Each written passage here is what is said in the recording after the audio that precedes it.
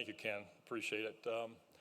I'm back. A year ago, I was up here talking about Michigan Christian Youth Camp, and during the last year, I spoke at, I've lost track of how many churches on the same topic, trying to reintroduce Michigan Christian, I'll call it MCYC, to the people who've known the camp for all these years. So we're going back for another update for that. Again, it's 1 hour north, that way. 1 hour up north, almost straight as an arrow going up there. From my house, it's about an hour and 20 minutes, always fun because I go to the board meetings, I go to the camp for all kinds of different reasons. I get to think a lot on the way up there.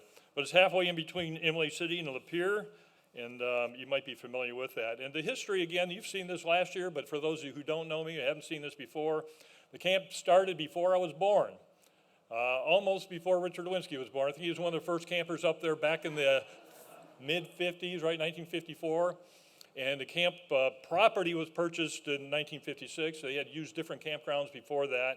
And in 1958, there was the first summer camp on the campus in Attica, Michigan, Michigan Christian Youth Camp. This is the 70th anniversary of this great mission. And there are probably dozens of people in this room who have been to the camp, have been campers, sent kids to camp. The campus kind of looks like this. It's huge, 154 acres. It has a little lake there you can see on the left of the screen, and it's got a lot of trees, and I won't show you the whole campus. I did that last year, right? 21 structures, 6 dormitories, 300 plus beds. 2019, again, I think I told you last year, we added a pavilion, and archery center is put in 2022. A pole barn that was built a number of years ago. Somebody next to our horse barn said, there's some property there, we want to build a pole barn there, and when we're done using it, when we're dead or when we sell the house, it'll be yours. And we said, okay. Well, they both passed away. The property transferred hands. The pole barn is now ours, so that's been added. And I'll talk a minute about the waterfront storage garage that was built in 2024, except for the roof. The roof is not quite done yet. This is a campus picture. This is Dorm 2. Dorm 2, I talked about it last year. This congregation adopted this dormitory in 2011, right? Is that what it was? 2013, 11 years ago. That's where the 11 comes from. We adopted it because it was in the worst condition of any piece of property. Every building on the property, this was the worst building. Many people were praying that a tree would fall on it, so we'd get the insurance money and maybe do something different. This congregation took on the challenge to rebuild it, and we did it over a 5-year period. 2014 to 18, we remodeled the entire dorm. In 2023, we replaced the bunk beds, and that wasn't a congregational thing. An individual family in the congregation donated the money for those bunk beds. 2023, there was a special contribution. A year ago today, there was a special contribution for the use of putting a furnace in the dorm 2. And we did that. And we did some other things. Window coverings were put in, a roof leak was repaired, and I'll talk about these other things in a couple of moments. Furnaces are not real, fun to look at, but when you look at a furnace that was built in the 1960s that we pulled out of there, and you look at the streamlined version that was put in there, it's like, wow, that's kind of cool. If you don't know anything about mechanicals, it doesn't matter. If you understand 1960, you understand 2023, there's a lot of technology difference in there. The old ones still work, but this one works much, much better. This congregation donated money to put that in place. The bunk beds I mentioned earlier, they were purchased earlier last year, and they didn't have slats in the beds. They had 2, which was, the first week we were up there, it's like people were kind of sinking into the bed. So we kind of rectified that very quickly, went up, put slats in there. And that was like $600 worth of wood just to put those 19 bunk beds together properly. The ladies here, this congregation, made some window coverings. You see a picture of them here. Again, that was work done here by our women in this congregation. After we put in the shed, we had money left over from the contribution that you all made to this mission. So we said, what else could be done? And our elders said, well, what else can we do for the camp with the money that's left over? So we looked around the campus. It wasn't too hard to find something else that was 40 years old and in great need. And this is a waterfront shed, circa 1984. So that's like 40 years old, if you can do the math. And you can see, I don't know if you can see from the picture, but it is fairly well rotted. The ends are rotted, the roof is rotted, the base is rotted. The doors kind of hang on by, loose threads. You can open them, but you got to kind of use a shovel to lift it up because it's kind of sunk. Anyway, I don't need to tell you all about that. So the money left over from the contribution that you all gave last year, we did the furnace, had money left over, and we built what we don't call it a shed anymore, we call it a garage. So it's a waterfront storage garage. And this congregation, 11 men from this congregation, gathered all the material together and went up on a Saturday to build this nice garage on the waterfront. And you'll see that the inspectors are there on the left. The township sent some people to walk, some entities to watch over our work. So this 1 day, 2 day, 3 day job turned out to be like a month long because we ran into problems with the help that we were supposed to get for that. But this building is now complete except for the roof because it hasn't arrived yet. But this was built probably beyond any specification a shed is normally built in. That's why we're calling it a garage. Metal roof instead of shingles because it'll last 50 years instead of 20. We put on cement board on the sides instead of wood because that won't rot either. We put cement board on the fascia, if you know what that is. That's the front of this, the front upper part. So that won't rot. So this is kind of a rot-proof building that we all put together here. Again, the 11 men from this congregation did that work over a period of time. But we still had money left over from your generous contribution from last year. Of course, we managed those resources well, right? So they were in great need of a trailer. They had to rent a trailer every time they had to take a lawnmower in. And 154 acres, we do a lot of mowing up there. So they would rent a trailer, take the mower in, rent a trailer to bring it back. The tractor has to go in for repair. They have to rent a trailer. So we had a trailer a few years ago. Someone stole it. So this congregation funding took over this trailer need, and we fulfilled that this week, actually. We authorized them to, we told them, go buy the trailer you need. They already shopped for one. They just didn't have the money for it. And we provided, this congregation provided money for that. And there was still money left over. So these are the things that we had done. We did the furnace, we did the beds, got them up to speed, the trailer. Of course, the ladies did the window coverings, and we built this waterfront garage. And there was money left over to contribute to the capital campaign to build the gymnasium. We're working on that. We've been working on that for a number of years, so the leftover money went into that. But it's not about the structure. It's not about the resources that are up there. It's not about the mowers or the buildings or the beds or any of that. It's nothing about that. That is not what the camp is about. We need these resources for one reason only, to teach Jesus to other people. That's our whole goal. That's our whole mission. It's all about Jesus. This is the mission and vision statement. Our goal is to engage the whole being through physical, mental, social, and spiritual activities. Everything that goes on at that camp is about teaching Jesus. We teach why Jesus exists. These are the things that go on. Summer camp is the reason it was started. But there's more than 6 weeks in the year. So there's summer camp, which is a 5-day overnight camp from Sunday through Friday. And there are 6 different weeks. We have 6 different weekly managers that manage those. This congregation manages the first week, which starts next Sunday. So pray about that as this week comes up. We have winter camp, the weekends in the winter when we have some snow up there. Those are weekend long. And then we have family camp on the holidays. We have members who have attended that as well. Women's retreats, man camp. All of these things on the left side, our congregation has participated in this year. We've had women at the women's retreat. We had men at the man camp. We have children at the summer camp scheduled for next week. And we had children at the winter camp as well. They're also, the campus is also available for leadership conferences, reunions. We have weddings, probably 4 or 5 every year. Some in the chapel, some in the pavilion, some outdoor chapel. They're all over the campus, whatever your venue is of choice.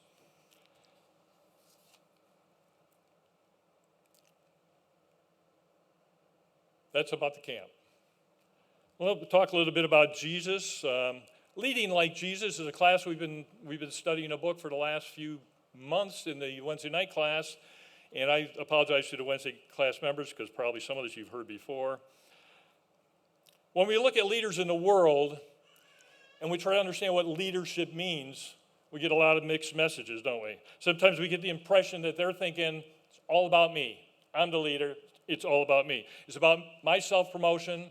It's about protecting myself from my enemies, my political enemies. They don't seem to care about you and me. It seems that way. There are some that do. In the political world, it seems like people begin with a goal maybe of changing the world. I'm going to be a political leader because I want to change the world. But what happens is they get transformed, and it goes in the other direction. It's not for the world anymore. It's, again, all about them, or all about self-promotion, or all about protecting their job.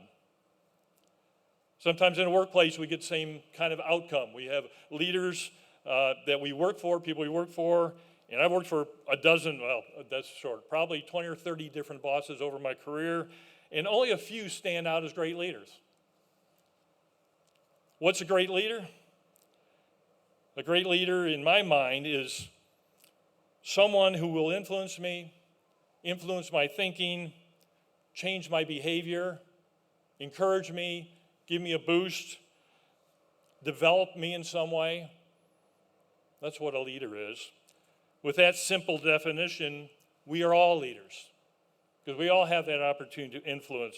I think about who the greatest people are that influence me in my thinking, in my behavior, in my growth, and it's generally not somebody in a leadership role.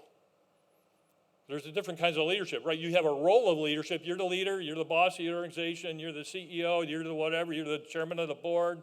That's a leadership position, and oftentimes people have to listen to you. But that's not the most important kind of leadership we got. The most important leadership is what comes from our influencing people without the authority to do so. No man-made authority anyway. Our greatest leader of all time, of course, would be Jesus the Christ, right? He influenced people. Did he have authority? He had authority from God. Did he have religious authority in the organization that was there, that was established, the Jewish leadership? Was he part of the Jewish leadership? No, he was not. He had the force of God with him, of course. I always marvel at how Jesus handled every situation. We see a lot of ways where he interacted with people, and every one of them seemed to be extraordinary. Sometimes it was what he said, maybe the way he said it, the right words, the right way, the right attitude, the right timing. It always seemed to be perfect. Of course, he had perfect guidance and perfect instinct. Sometimes he influenced people by his silence. We'll talk about that in a minute. I always love that part. We'll talk about it in a moment. Matthew 4:19, Jesus called Peter and Andrew and he said, "Come, follow me." And in verse 22 it says, "And immediately they left the boat and their father and followed him." What kind of leader makes people do that? Can you imagine? What kind of leader just says the words and people just drop everything and follow him? I mean, how cool is that? I mean, when Jesus was dealing with Jewish leaders, he was increasingly confrontational over time. In John chapter 8, the Jewish leaders brought an adulterous woman to Jesus, and they wanted Jesus to condemn her. This is the incident where, at first, he said nothing. He said nothing. The Jewish leaders, they confront him, and they say, "What are you going to do about this? There's a woman caught in adultery. What are you going to do about this?" And Jesus starts writing on the ground. What do you think's happening? These Jewish leaders are standing around waiting. Jesus commanded their attention by not speaking. He controlled the situation. He got everybody looking and thinking and wondering what he was going to say. How's he going to handle this? How's he going to get out of this? What's he going to do? And of course, Jesus he bent down. He started to write on the ground with his finger. And then he stood up. And he said, you know what he said, "Let any one of you who is without sin be the first to throw a stone." Those are the only words he said. And what happened? One by one, these men left. Because none of them were without sin. But Jesus just commanded it. And I just loved the way he handles the situations. But Jesus also modeled servant leadership, and it was read at the beginning. And Jesus got up from the meal, took off his outer clothing, wrapped a towel around his waist, and after that he poured water into a basin and began to wash the disciples' feet, drying them with the towel that was wrapped around him. And if you can only imagine, if you ever tried doing that, tried washing somebody else's feet, Somebody tried to wash my feet one time. Very humbling. What's your instinct? You pull back. And we talked about what Peter did. No, Lord, not me. That's the instinct, because it's so humiliating to have somebody humble themselves and come before you wash your feet. The servant leadership was modeled by Jesus to his closest followers. Effective servant leadership begins on the inside, begins with the heart. Humility and servitude comes from the heart. As I mentioned earlier, I believe God made all of us. He created all of us to be leaders. I've spoken in the past couple of weeks ago, I talked about being an ambassador for Christ. Paul described himself as an ambassador for Christ. He represented Christ on earth when Christ had gone. And in another passage in Corinthians, it says, we are ambassadors for Christ. It describes us who are on earth as representatives of Christ, his ambassadors. If we're all leaders, who do we lead? If you're not the CEO, who are you leading? In a leadership role in a job, you lead those who work for you. Well, when I was working, I thought you had to lead upward too. You understand that concept? I would lead my boss.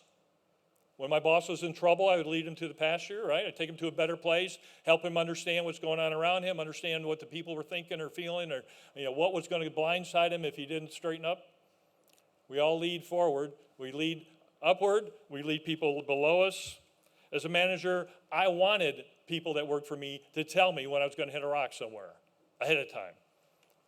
Different kind of leadership. I want my support staff to support me. And likewise, again, I supported the people I worked for by letting them know when there was trouble coming or letting them know the things they could not see. In our daily life, we all have opportunities to lead. Where does that come from? We can be leaders in the workplace. Not very many people are, but we could be. We could be leaders in the community by position or what we're doing. We can lead and shape our children and our grandchildren, right? We have that responsibility to lead there, don't we? Sometimes we lead other people's grandchildren or children if we have opportunity where parents don't. We can lead within the church, elders, deacons, but we also have roles of teachers, mentors, encouragers, friend, comforter. Those are all ways that we can lead. And sometimes we sell ourselves short. I'm not a leader. I can't lead. I can't lead for Christ. Yeah, you can. We sell ourselves short. We don't give God the credit. We don't take the opportunities God has given us to serve by dismissing what talent we might have. Talked about leading by position or title. Who's the greatest person? Who is the person that influenced you to the greatest in your lifetime? Was it a boss? Or was it someone else? I think of all the people I worked for, and there's some good leaders in there, but they weren't my greatest influence.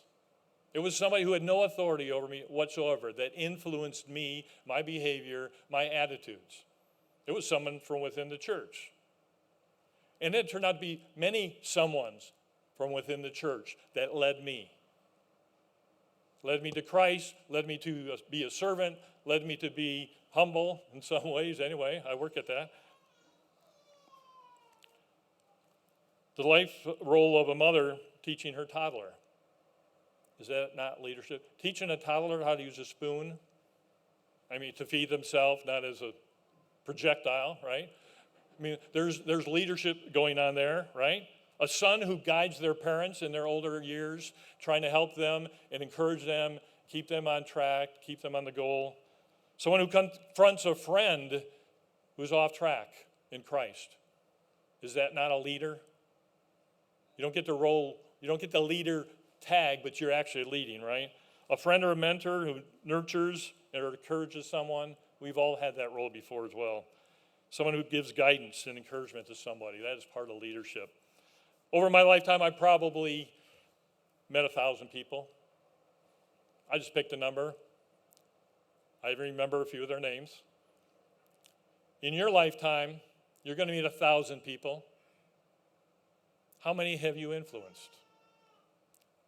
Probably no clue. How many have you tried to influence? That's the real question. How many have you tried to influence in some way, to encourage, to mentor, to grow them in some way. We all have great opportunities in our lifetime to lead for Christ. So what's it mean to lead like Jesus? We talked about his leadership skills. The Jewish leaders, he confronted them. He was bold. He was direct. He spoke with authority from God. They understood that he had authority. We were reading about that in Bible class today. He spoke with authority to the leaders, even though he had no training to be a leader, at least not from men. What do you think about Jesus' leadership style as a team leader? A leader of 12. He gave clear direction. He told them what he wanted. He corrected them and then rebuked them when they messed up. I always liked it when he said, "Get behind me, Satan." That was a rebuke. He empowered his followers. He sent them out 2 by 2. You're going to go out and do this. He encouraged them. He challenged them. He pushed them beyond their limits. So it'd be fun to be with somebody who was exciting to work with. He spoke with authority. He commanded large crowds. He performed miracles. What better boss can you have than that? But he pushed his disciples beyond their limits. He pushed them outside their comfort zones. They did things they never would have done on their own, never would dare to do on their own, because they trusted him. And it was hard. He caused them to think. Sometimes, I mentioned this in Bible class, he left them twisting in the wind. He put something out there and he let them think about it, ruminate on it over and over. What's he talking about? He made them think. And then came back later and explained what he was talking about. He's teaching them to think, and he's teaching them to rely on God for an answer. They had to do hard stuff. We have to do hard stuff as Christians. We have to do hard stuff to be leaders. We have to do hard stuff to influence others for the cause of Christ. I read John chapter 4. I'm not going to read it, but there's a woman at the well, a Samaritan woman. And she came to the well by herself. Jesus was there by himself because the others were out looking for food. And when he came to her, he asked for a glass of water, a cup of water. And he broke all kinds of social norms. Jesus talked to a woman in public, outside the norm. He talked, so 2 things, talked to a woman and talked to her in public. Those are 2 outside the norms. And he talked to a Samaritan, who the Jews and Samaritans didn't get along. Nobody would talk to a Samaritan on purpose. But what happened when he talked to that woman? He addressed her life. And he said, "You have had 5 men in your life. The man you're living with is not your husband." How do you think that conversation went? I mean, I envision Jesus sitting there on a stone and that woman there, and he's looking at her eye to eyeball. And he's engaging her, whole person. She's looking at him, and he's talking, and she's listening to every word. He is absorbing her attention completely. And what happens? He changed her life forever. He saw that he was a prophet. She understood that he was the Christ, and she went back and told people about it. But Jesus engaged her entire being for that moment. How good are we at taking on those characteristics, of taking on the characteristics of Christ and really looking at people? Do we look at the first appearance and walk away? Do we really see the grocery clerk? Do we really see the person who holds the lowest position in your organization at work? Do we engage the common person, or do we look right through them? We have our prejudices. Children, you know the old adage, to be seen and not heard? Are we able to engage a child as a person? When we walk by them in the hallway, do we look at them and see them for being a person, or are they just somebody walking by? Do we look beyond heritage or customs or age or weight or endowments that they may have? The color of their hair, the length of their hair, the body piercings, the tattoo, whatever it is. Can we look beyond that and see a person like Jesus would? When he looked at this woman at the well, he knew everything about her, but he looked at the person. Can we engage in the same way? How do we treat a waiter or a waitress? Do you know what their name is? Do you know what color? Do you know if it was a man or a woman that served you last? Or are they just there? Can we engage them at the same level that Christ would engage a person when he met them? A group of us about a year ago we challenged ourselves to start engaging waitresses and waiters. At every meal, we will talk to the waiter and say, what is your name? Not in that way, not that tone, right? What's your name? We're going to pray before we're going to pray for you today. Is there anything you want us to pray for? And most of the time they'll say, yeah, my mom, she's in a hospital, very sick. Or we had someone say, pray for my dog. We had people say, people come to tears and they tell the story about someone they love that's sick or ill or is going to die in the last days. Over the last year, I cannot tell you how many encounters. I mean, we had a lot, we're retired people, but we've engaged a lot of people, and we looked at them. We know their name because we write it down. We come back and we pray for the same people sometimes. Go back, same restaurant. Oh, there's Sally. We prayed for this for her last year or last month or whatever it was. This is the kind of engagement that God would expect of us. I'm not just talking about waitresses. I'm talking about people. Looking at them, seeing them as a person, looking beyond all the prejudices we might have. You ever prejudice against a man with long hair? I mean, when I was growing up, I could see prejudice in people. I kind of had long hair. I could see people look at me. They weren't looking at me, they're looking at my looks. We do the same thing. Is it possible to ignore an attitude that somebody has?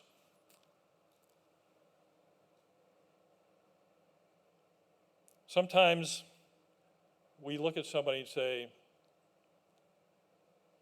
I know, we want to hold them accountable. The waitress is too slow, right?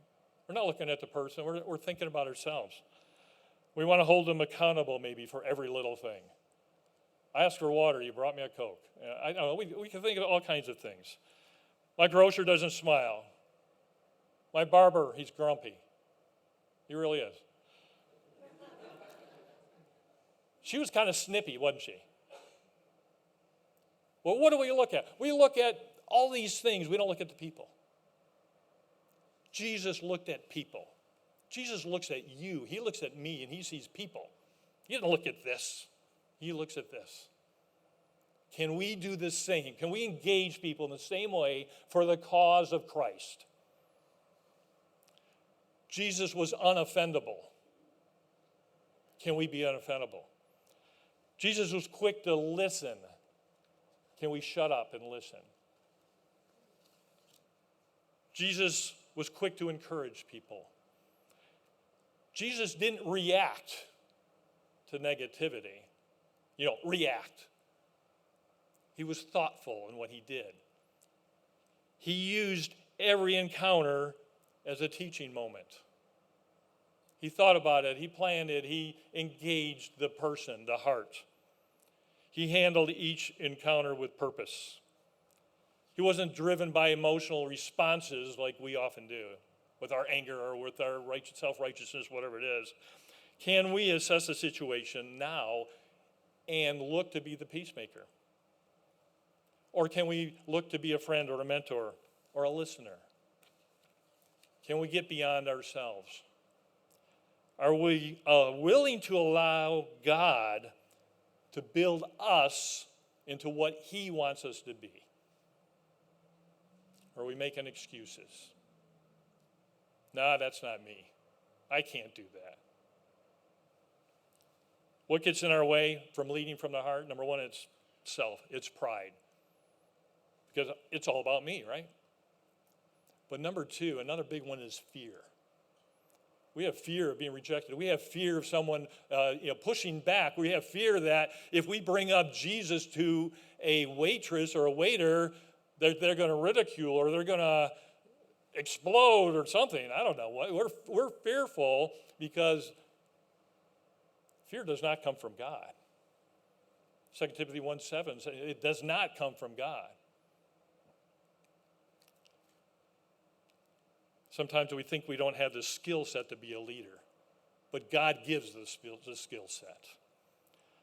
So I would give a challenge that we all take stock of ourselves through the eyes of Jesus. That we all look in the mirror and see who we are. And then we look in the mirror and see who we want to be. And then we take on that challenge to improve ourselves to be like Christ, to lead like Christ, to consider ourselves leaders of Christ. That we can look at people in the eye, we can feel their pain, we can share their sorrows, we can teach them a love of Christ. Can we do that? To lead like Jesus, we have to do it with intent. Our Christianity is done on purpose, not by accident. This summer at MCYC, we're going to serve around 450 kids in a 6-week period. About 70% of them are not from a Christian home. It's a lot of kids to influence for Christ, not to mention the 30 that are from a Christian family who we will also influence for Christ. We teach the message of Jesus in every part of the activities through the day. Most of our summer staff are repeat people.